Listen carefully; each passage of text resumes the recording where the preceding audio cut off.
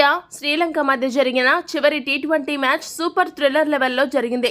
సులభంగా గెలవాల్సిన మ్యాచ్లో లంక చిత్తుగా ఓడిపోయింది.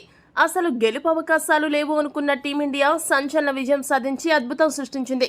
ముఖ్యంగా 12 బంతుల్లో 9 పరుగులు చేయాల్సిన పరిస్థితుల్లో చివరి 2 ఓవర్లు వేసిన రింకు సింగ్, సూర్య చెరో 2 వికెట్లు తీసి లంకకి కాళరాత్రి మిగిల్చారు.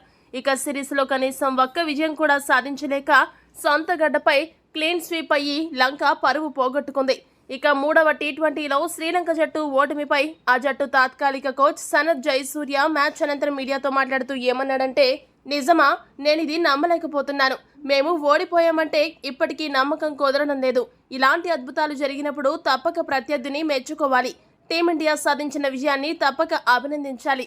ఇది ఏదో అదృష్టవశాత్తు గెలిచిన విజయం కాదు. ఈ గెలుపులో వారి కృషి తప్పకుండా ఉంది. గంభీర్ కోచింగ్ సామర్థ్యం, సూర్య కెప్టెన్సీ తెలివితేటలు స్పష్టంగా కనబడుతున్నాయి. రోహిత్, కోహ్లీ లేని యువ జట్టుని సులభంగా ఎదుర్కోవచ్చని మేము సిరీస్ ఆరంభానికి ముందు భావించాము. కానీ టీమిండియాలో ప్రతి ఆటగాడు ప్రతిభావంతుడే.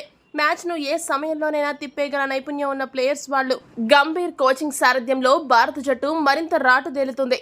ఇంకా ఎన్నో సంచలనాలు నమోదు చేసే సత్తా వారికి ఉందని జయసూర్య ముగించాడు.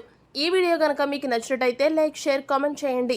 మరిన్ని స్పోర్ట్స్ అప్డేట్స్ కోసం మా ఛానల్ను సబ్స్క్రైబ్ చేసుకోండి.